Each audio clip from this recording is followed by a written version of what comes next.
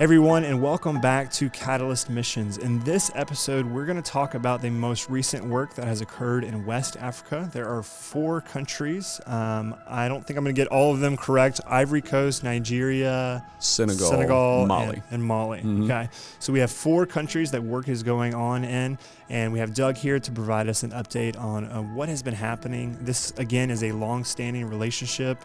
There's been training going on for how many years now? 6 probably. Okay. So for 6 years, work has been going on faithfully in West Africa and these countries and have seen tremendous work. Yeah. So in this most recent trip, which was it this month in April or March? Let's see. We sent a team. It was February. February 2022. We're now in April 2022. So, Doug, just go ahead and update us as to what happened during that trip and what's been going on in West Africa. Yeah, it's exciting. So, couple of things. Let me backtrack just a little bit further. In November of 2021, even though travel was closed down to a lot of places, it was not closed down to Nigeria. So we were able to graduate our first class in 2 different sites in Nigeria. So that was extremely exciting and just a great blessing to see. We had been working with this group, somewhat hindered by the pandemic, but working with this group, at that point it would have been 4 years. So exciting to see them both graduate. Then we take the trip, able to travel again into the Ivory Coast, February 2022, 2 months ago.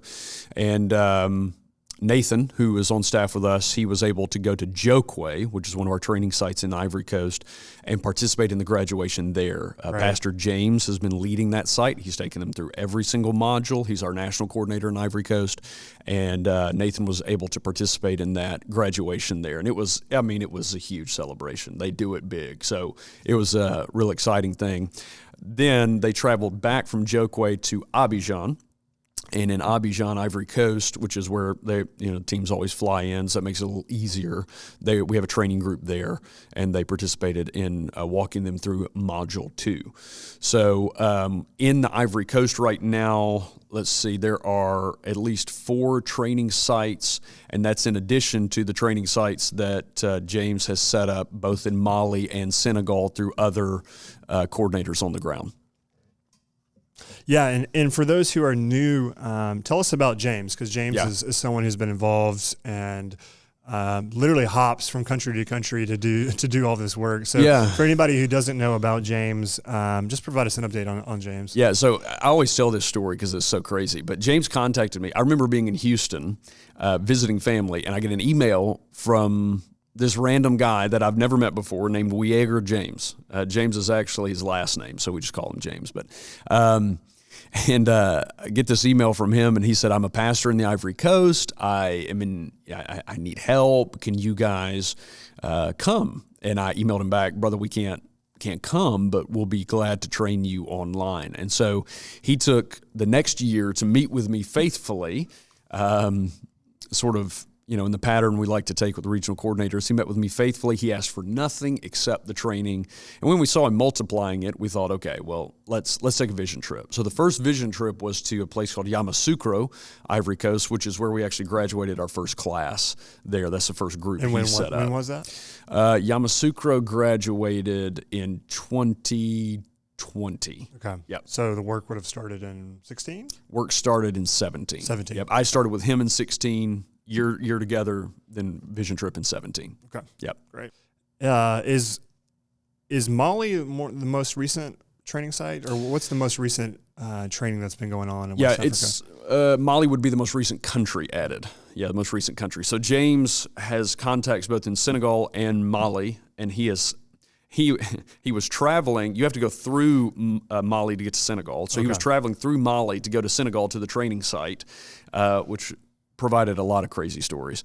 But since he was already doing that, he set up a training site in Mali as well. And now we have 2 pastors who are running these training sites on the ground. So he doesn't have to travel there except maybe like once a year. Right. But that's the most recent country that was added. Yeah. Talk about that process too. So I guess as James is going and multiplying and training, then he's finding pastors that he can trust to lead those cohorts of groups that are in Mali and Senegal. Right? Yeah, and the relationship with James has proved to be so fruitful because he's very discerning.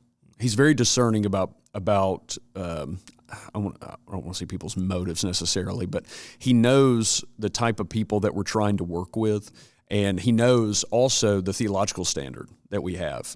He wrote me just recently to say, hey, I just want you to know we need to be careful about people who we're appointing to teach, because we want to make sure we're on the same page theologically with them, and that often takes a long time to vet. So we know that's what he's constantly thinking, which is what we're constantly thinking, and it makes for a really great relationship. So that's how we trust him in the way that he is set up on ground leadership, and that's sort of how it goes. A good question, just kind of from the behind the scenes. How are you guys able to manage so much that's going on, specifically in West Africa? Yeah, I know there's 4 countries. Yeah, there's right. So much. It's the reason for having faithful regional coordinators. If you don't have the on-ground leadership, then you're going to struggle to have any real management and accountability of what's going on. So you've got James, you've got other regional coordinators serving under him. And then you've got Nigeria, which is where we have 3 functioning coordinators there as well to help manage the sites on the ground. Gotcha. So we had a graduation there in 2 sites in November. We've got another site that's opening up. I'm going to keep the names of the cities hush just for sensitivity's sake, but a new site that's opening up in Nigeria coming up this summer. And so we're excited about that. And that's all going on because of the faithfulness of the coordinators. We're actually about to move one of our coordinators into a national role because it's grown so much. Right. So if you have faithful coordinators who will, basically they're giving you good reporting, accountability, and they maintain the theological standard we're looking for, as well as commitment to the local church, that's the type of people you can work with. Tell me about religious landscape within these countries. Is Nigeria predominantly Muslim? Predominantly Muslim, yeah. And is it the only one that is predominantly Muslim? No. The other countries we're working in as well, particularly Mali and Senegal, are, probably 90% Muslim. Okay. High concentration of Islam. This is why, we had the conversation, what was this, 6 months ago, about the Fulani herdsmen that had abducted kids in a school near the training site. So that's the religious landscape. And the people, particularly in Nigeria, when you are a Christian, when you're a Christian pastor, when you are a Christian pastor's family, you're at risk. It is not socially expedient for you to be a Christian, and it's hard. So, the religious landscape is very difficult in which they serve, and it carries with it a great deal of risk if you're going to be faithful to Jesus. You can look on Morning Star News and catch story after story after story of Nigerian Christians who have been killed. Yeah, so this is no small thing for these people who are involved with Catalyst. It's not. The guys on the ground when they were there, one of the things that really stuck out to me is that one of the pastors that was attending the training, his kid had been abducted, and he's attending the training. And I've just said this over and over again. I don't know what I would do in that situation. But the fact that he was attending the training and hungry for the word and just to depend upon the Lord is just a tremendous testimony. And, they asked one of our coordinators, the team that was there, well, would there be anybody who would just convert to Islam just to avoid persecution? And he said, no, we'd rather die than convert. So that's the type of people that you're working with. Yeah, these are biblical things that we read in the Bible. Right. But obviously if you're listening in the U.S., this is something we have no comprehension of. Yeah, it's whatsoever. a little bit difficult. Or even in, you might have some of this in Central South America, but not much. Not like that. The type of persecution that's going on in Africa and Asia is a level at which I'm not sure we can really comprehend. But given the ease with which Christians live, this is literally life or death. Literally, if not life for or them, death. for their family. Absolutely. Right. Yep. Absolutely.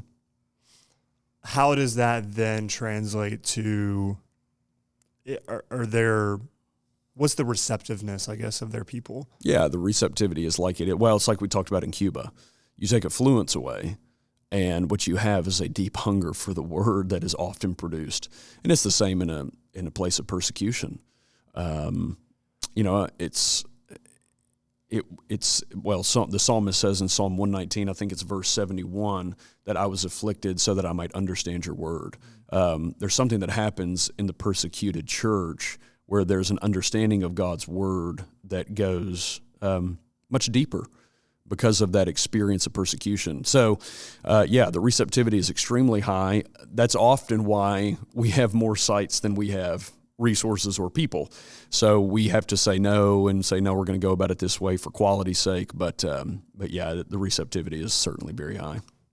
What does the future hold in West Africa? What is kind of the vision for what's going on, and what do you guys see that maybe you guys could bring us in on behind the scenes? Yeah, I think one of the prayer points is just wisdom, because there's a constant desire it's like, well, we could be in all of these countries, right, like that. I mean, per our regional coordinators, we can multiply, to any number of countries where there would be need and desire and training groups and whatever. There's no shortage of need. No shortage of need. We have to be wise. I mean, it's the way that the Spirit of God guided Paul when he was going through Asia, and he said no to Bithynia, and he said yes to Philippi and with the Macedonian vision. So we're trying to have the wisdom of God by the Spirit of God through His Word that would serve to guide us into the right places. We're in 4 countries right now. That is a lot, right? And so we're really for the sake of quality. We want to have quality of training more than we want quantity of training. So for that, it seems like we're in a good pocket right now. But pray for wisdom that we would shepherd the projects well, and then if there is expansion, know where to go. Because like you said, there's no shortage of need.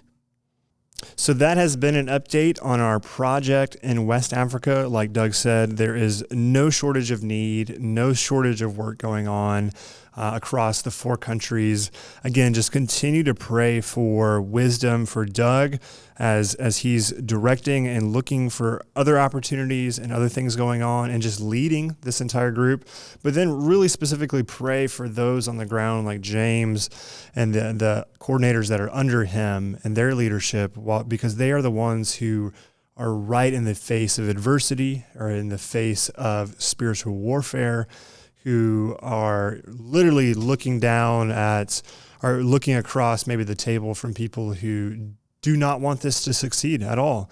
And their families and their life is literally in jeopardy. So be praying for those folks. And as they continue to be faithful with the training, this is tremendous, incredible work that is going on. We are seeing so much responsiveness. Again, like Doug reiterated, is when you're in a place that there is so much pervasive poverty and oppression, there's just a great awakening to the need for Jesus Christ and the hope and deliverance that Jesus offers. So just be praying for that amongst these people in Mali, Senegal, Nigeria, and the Ivory Coast. So that is our West Africa project. That is our update for right now in April of 2022. And we will continue to update you guys as the project continues throughout the rest of this year and into 2023. Thank you, Doug, and we will see you all on the next episode.